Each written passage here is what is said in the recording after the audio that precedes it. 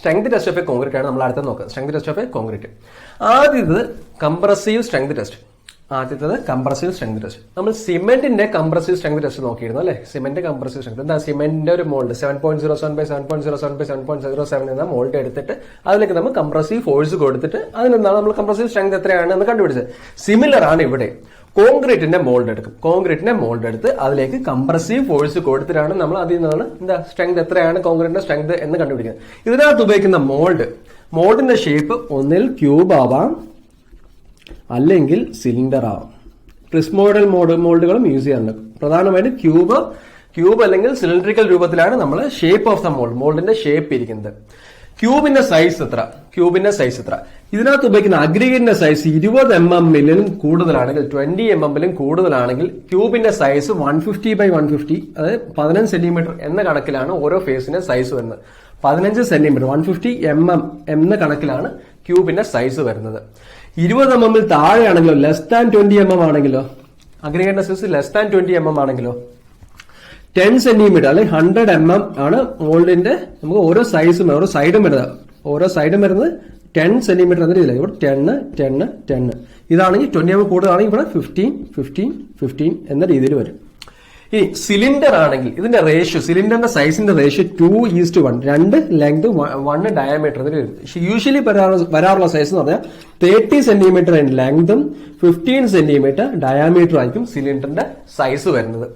അതിന്റെ സൈസും പറഞ്ഞ അടുത്തത് പ്രഷർ അപ്ലൈ. എത്രയാണ് പ്രഷർ അപ്ലൈ ചെയ്യുന്നത്? അതിന് മുന്നേ ഇതിനകത്ത് ഉപയോഗിക്കുന്ന മെഷീൻ ഏതാണ്? നമ്മൾ സിമെന്റിൽ ഉപയോഗിക്കുന്ന മെഷീൻ ഏതായിരുന്നു? UTM അല്ലെ, യൂണിവേഴ്സൽ ടെസ്റ്റിംഗ് മെഷീനാണ് നമ്മൾ ഉപയോഗിച്ചത് അല്ലെ. യൂണിവേഴ്സൽ ടെസ്റ്റിംഗ് മെഷീനാണ് ഉപയോഗിച്ചത്.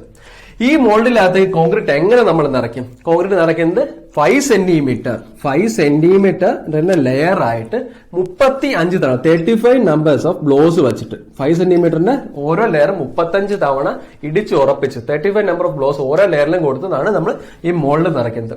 മോൾഡ് നിറച്ചതിന് ശേഷം അതിന് ഒരു പുറത്ത് വയ്ക്കുക. എത്ര നേരം? 27 ±2 ഡിഗ്രി സെൽഷ്യസ് എന്ന ടെമ്പറേച്ചറിൽ 24 ±½ hours എന്ന സമയത്തിൽ 90% ഹ്യൂമിഡിറ്റി ഈ ഒരു ടെമ്പറേച്ചർ, ഈ ഒരു ക്ലൈമാറ്റിക് ഒരു കണ്ടീഷനിലാണ് നമ്മൾ വയ്ക്കുന്നത്. 27 ഡിഗ്രി, അതിന് ഒരു റേഞ്ച് പറയുന്നത്, എറർ വരാം, ±2 ഡിഗ്രി സെൽഷ്യസ്. 24 മണിക്കൂർ, ഒരു അരമണിക്കൂർ അങ്ങോട്ടോ ഇങ്ങോട്ടോ ആവും, പ്രശ്നമില്ല. 90% ഹ്യൂമിഡിറ്റി ഉള്ള ഒരു കണ്ടീഷനിലാണ് നമ്മൾ ഈ മോൾഡ് സൂക്ഷിക്കുന്നത്. അതിനുശേഷം നമ്മൾ 24 മണിക്കൂർ വെള്ളത്തിനകത്തേക്ക് ഇമ്മേഴ്സ് ചെയ്ത് വയ്ക്കും. 24 hours നമ്മൾ വെള്ളത്തിനുള്ളിൽ വയ്ക്കും. അതിനുശേഷമാണ് നമ്മൾ ഈ മോൾഡ് പുറത്തെടുത്ത് റിമൂവ് ചെയ്ത് കംപ്രസീവ് സ്ട്രെങ്ത് ടെസ്റ്റ് നടത്തുന്നത്. ഏതിനകത്ത്? UTM മെഷീനകത്ത്. ഉപയോഗിക്കുന്ന പ്രഷർ അപ്ലൈ ചെയ്ത് എങ്ങനെയാണ്? 14 Newton/mm²/minute എന്ന കണക്കിൽ. ആദ്യത്തെ മിനിറ്റിൽ 14 ആണെങ്കിൽ രണ്ടാമത്തെ 28, അങ്ങനെ കൂടിക്കൂടി വരുന്ന രീതിയിലാണ് പ്രഷർ അപ്ലൈ ചെയ്യുന്നത്. ഇതിൽ നിന്നാണ് നമുക്ക് കംപ്രസീവ് സ്ട്രെങ്ത് കിട്ടുന്നത്. ഇനി യൂഷ്വലി സിലിണ്ടറിൽ നമുക്ക് സെയിം കോൺക്രീറ്റ് സിലിണ്ടറിന്റെ ഒരു സിലിണ്ടറിക്കൽ മോൾഡും എടുത്തു, ഒരു ക്യൂബോയിഡൽ മോൾഡ്, ഒരു ക്യൂബും എടുത്തു എന്ന് വെച്ചോ. ഇതിന്റെ സ്ട്രെങ്തിന്റെ ഒരു വേരിയേഷൻ ഉണ്ട്. അതായത് സിലിണ്ടറിന്റെ strength appear from cylinder two cube എന്ന് പറയുന്നത് 0.8 ആണ്. 0.8, അതായത് സിലിണ്ടറിന്റെ സ്ട്രെങ്ത് ക്യൂബിന്റെ സ്ട്രെങ്തിനേക്കാളും കുറച്ച് കുറവായിരിക്കും. എപ്പോഴും കുറച്ച് കുറവായിട്ടാണ് കാണുന്നത്. അതിന്റെ റേഷ്യോ എത്രയാണ്? 0.8. ഒന്നും കൂടെ പറയാം. നമ്മുടെ ഷേപ്പ് ഓഫ് ദ മോൾഡ് എന്ന് പറയുന്നത് ക്യൂബോ സിലിണ്ടറോ അല്ലെങ്കിൽ പ്രിസ്മോയിഡലോ ആവാം. ക്യൂബ് ആണെങ്കിൽ 20 mm ആണ് അതിനകത്ത് ഉപയോഗിക്കുന്ന അഗ്രിഗേറ്റിന്റെ സൈസ് എങ്കിൽ, അതിന് കൂടുതലാണ് ഉപയോഗിക്കുന്ന അഗ്രിഗേറ്റിന്റെ സൈസ് എങ്കിൽ ഓരോ സൈഡിന്റെ സൈസ് 15 സെന്റിമീറ്റർ 20 mm താഴെയാണെങ്കിലോ 10 സെന്റിമീറ്റർ എന്ന രീതിയിലാണ്. അതിന്റെ സൈസ് പറഞ്ഞു. അതിനുശേഷം ഞാൻ പറഞ്ഞു ഇത് ഉപയോഗിക്കുന്ന മെഷീൻ UTM ആണ് എന്ന് പറഞ്ഞു.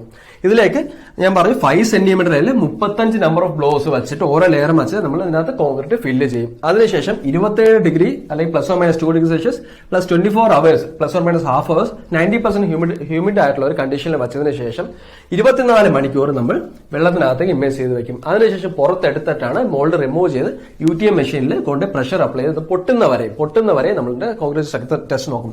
അതിന്റെ പ്രഷർ അപ്ലൈ ചെയ്യുന്നതാണ് 14 Newton/mm² എന്ന കണക്കിൽ.